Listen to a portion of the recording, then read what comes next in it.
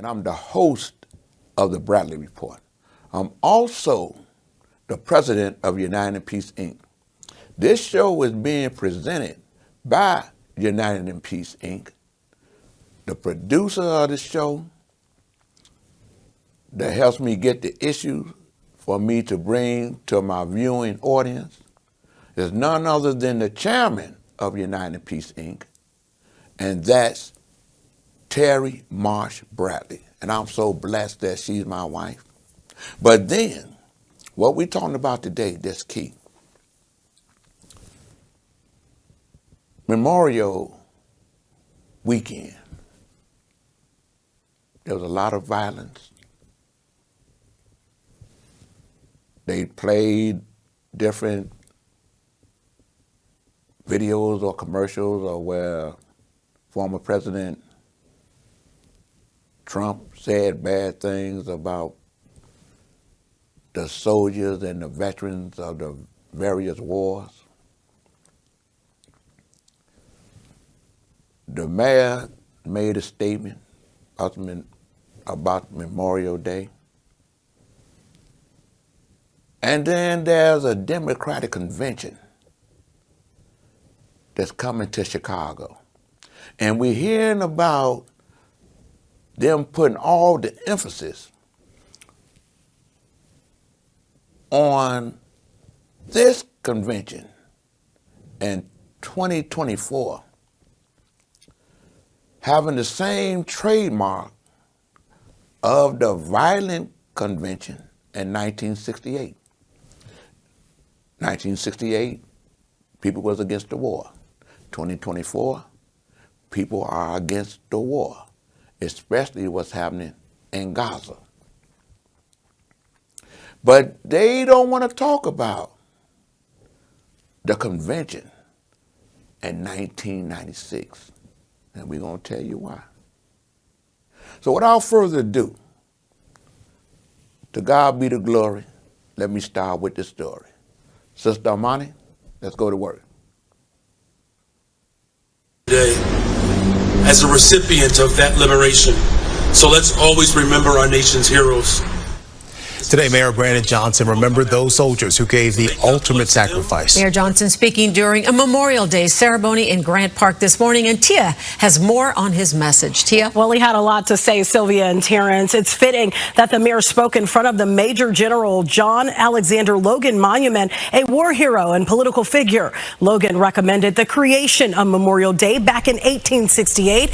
The mayor says the legacy left behind by our U.S. service members should not ever be forgotten. I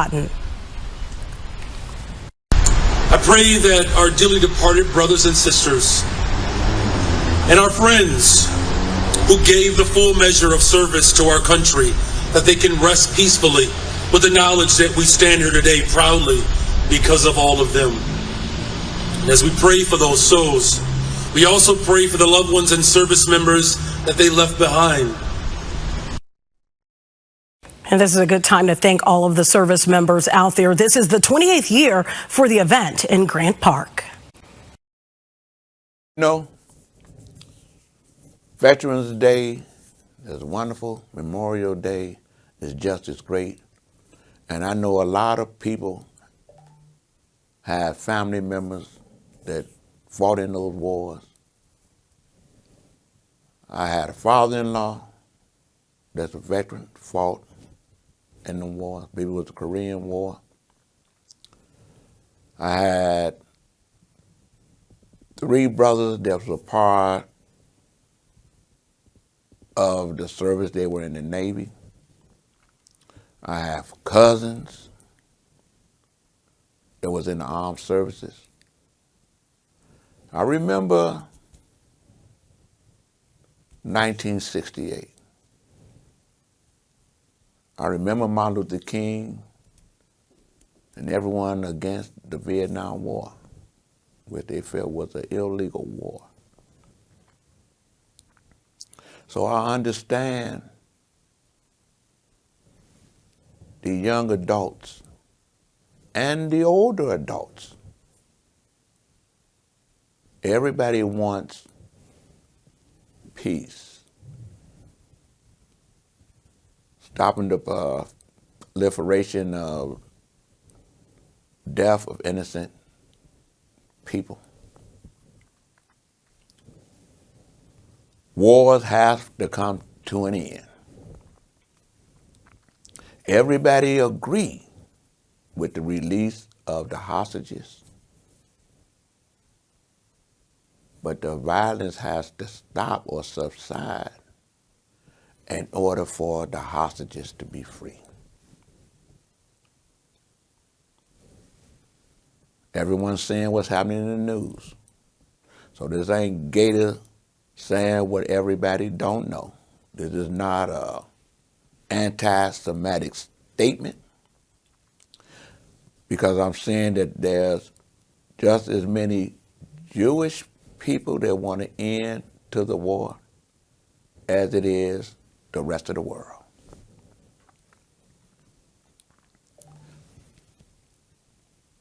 But I want to show you or share with you the importance of the Democratic Convention coming to Chicago and everything that the mayor is doing within his power. Because you know what's key? This is the third convention coming to Chicago. And by God's grace and mercy, the people of Chicago made the wisest decision to elect an African-American man, that's Brandon Johnson, to be the mayor of the city of Chicago. And it's very important to African Americans to show our contribution, not just to this country, but for being responsible, for being a very important part of a coalition that made the decision to elect Joe Biden, the president. The Congressional Black Caucus had a serious hand in it. I salute Congressman Claiborne. I salute President Biden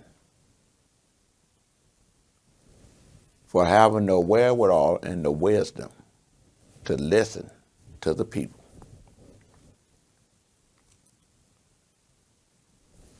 He appointed an African-American woman to become the Supreme Court Justice because he learned the lesson and he knew he had the power of the Senate, and he didn't know how long he would have the power of the Senate. But he knew that when he was vice president, they waited too long, and they saw how Trump and the Republican Party made the decision to make sure that Barack Obama, when it came time for him to appoint a Supreme Court justice, that guy that was over Senate leader of the Republican Party, I ain't got to call his name, but he said he's going to make sure that that man would not elect a Supreme Court justice because he would not bring it to the floor. And history will have it. He made it where Trump was able to appoint 3 Supreme Court justices with one thing in mind: to take the rights away from the women to have say-so over their bodies. They had it for 50 years. And he brags about it. We got to come out and vote in November 5th, 2024. Convention is going to be here in the city of Chicago. That's a wonderful thing for our children to see. But there was 1968. I want you to hear from what the mayor has to say about the DNC coming to Chicago. Sister Monty, let's go to work. From Georgia to Illinois, joining me now is the mayor of Chicago, Mayor Brandon Johnson. Mayor Johnson, thank you for joining us. And let me get right. Thanks for having me back, Reverend Sharpton. Always great. Always glad to have you. In 100 days, your city, Chicago, will host the Democratic National Convention. Some Democrats are reportedly concerned about the possibilities of demonstrations inside and outside the event, events that might echo protests at the Democratic Convention in Chicago in 1968, when anti-war protesters clashed violently with police who employed brutal tactics to suppress them. You have said that Chicago's a different city and that you're a different mayor and the police department is in a much different place.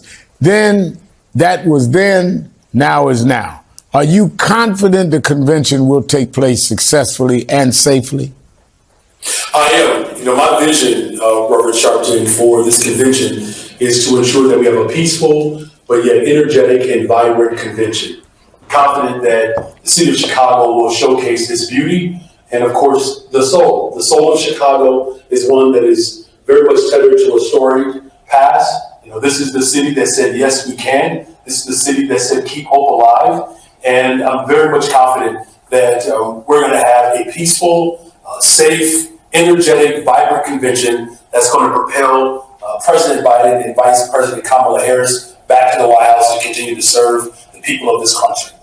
Now, we followed weeks of protests on college campuses all over America, including Chicago, where at Northwestern University, students and administrators were able to reach an agreement to voluntarily suspend demonstrations. Meanwhile, at the University of Chicago this week, student protesters criticized university and campus police for tactics they have employed to clear their encampments. What is the current status of protests on campuses in Chicago, also considering that it is now commencement season? Well, as you know, Reverend Al, the city of Chicago has a long history in demonstrations as well as protests. Right? And if there's any mayor that would understand, the value of protests and demonstrations, it's certainly me. I've been a part of demonstrations and protests challenging the government to fight on behalf of the people of not just this city, but the country, whether it's for public education, public transportation, healthcare.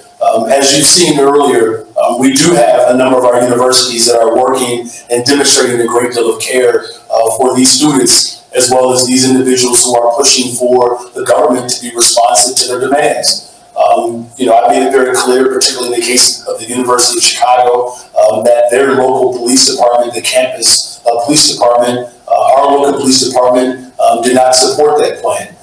In fact, we are working with campuses all over the city of Chicago to ensure, again, peaceful demonstrations, but also making sure that we're protecting the First Amendment right. It's a fundamental value of this country. And as long as we are committed to protecting free speech, but also doing it in a safe way, that is the balance that we are striking here in Chicago.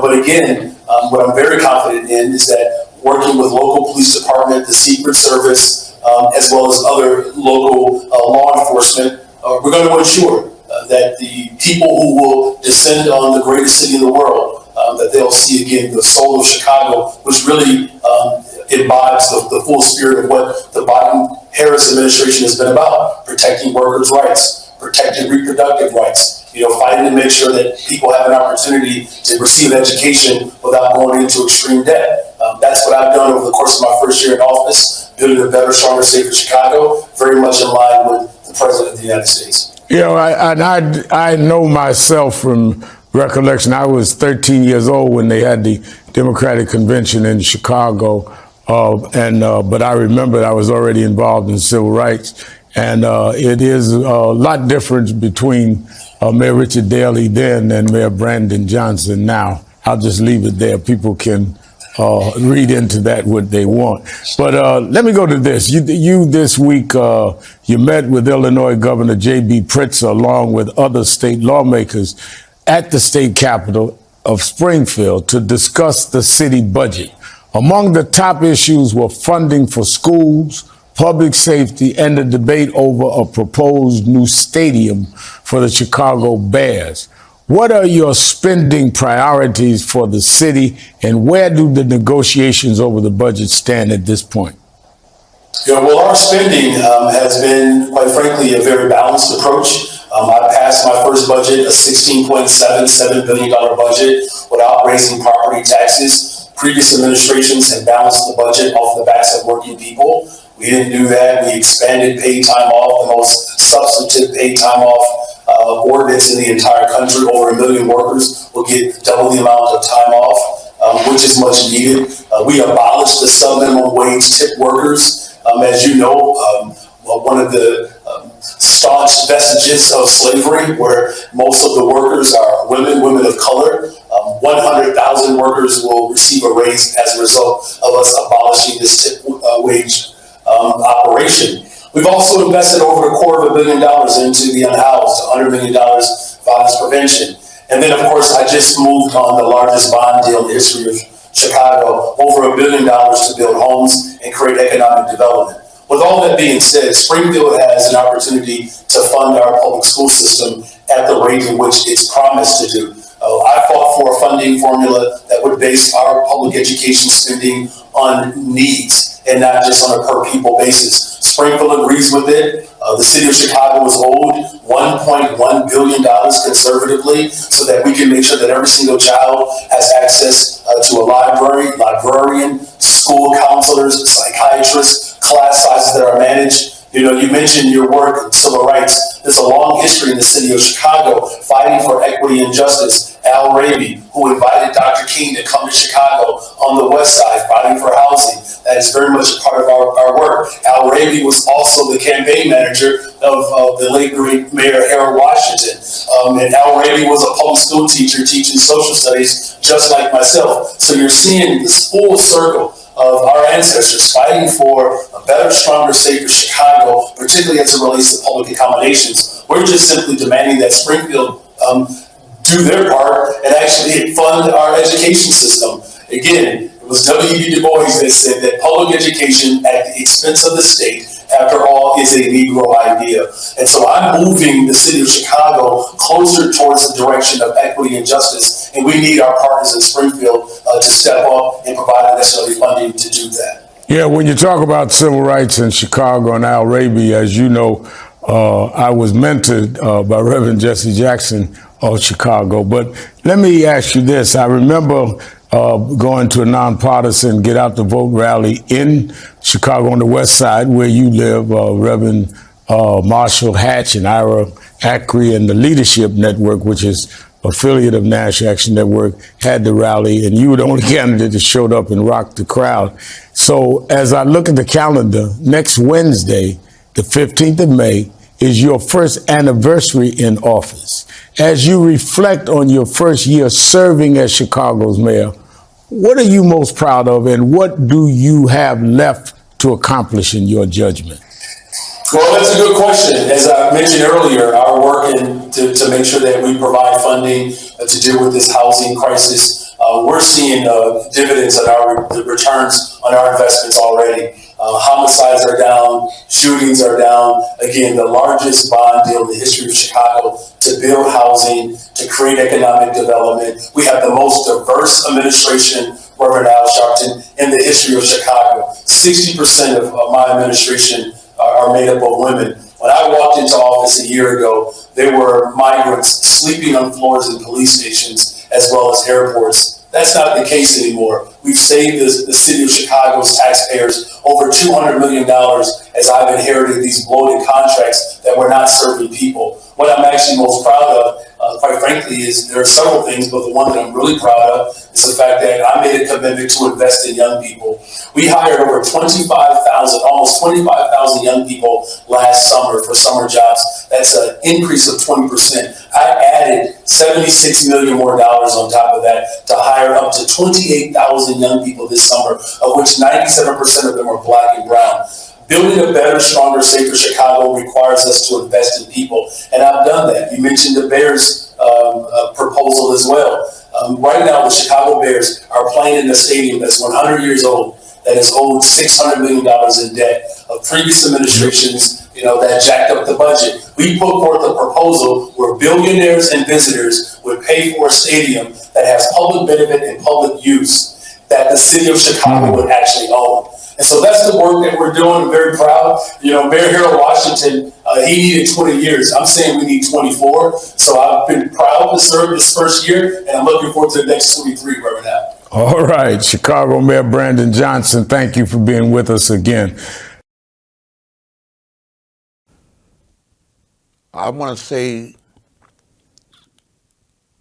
that we just heard is tantamount to the significance of the fourth circle that the mayor was talking about. But I want you to see this next piece. Sister Marty, could you hit that for me, please?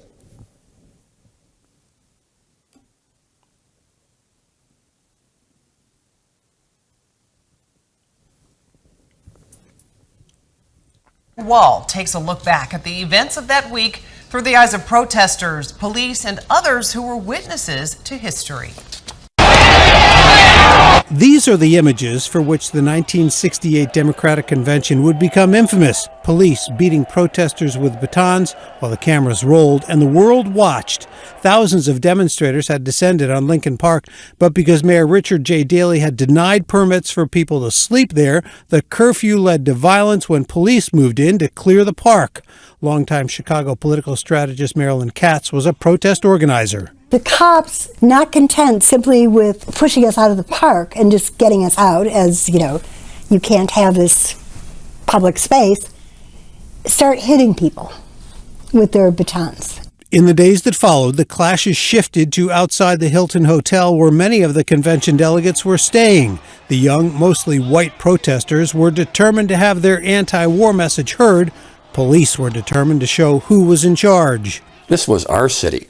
And don't forget what these kids were saying and the leaders were saying. They were saying they were going to come and take the city over. And so collectively, the police said, oh yeah, try it. Ted O'Connor was a Chicago police officer who got called up in the National Guard and was on the front lines outside the Hilton. You've got 400-some men with bayonets on their M1s. He took a look at that, and we're all feeling the same way. This is crazy. This is America. These are our fellow citizens. We not like them, but they're American citizens. We can't be charging these people with fixed bayonets. There were some 5,000 guardsmen called up. Army units were also brought in to help police keep order, but keeping the peace was done with batons and was anything but peaceful.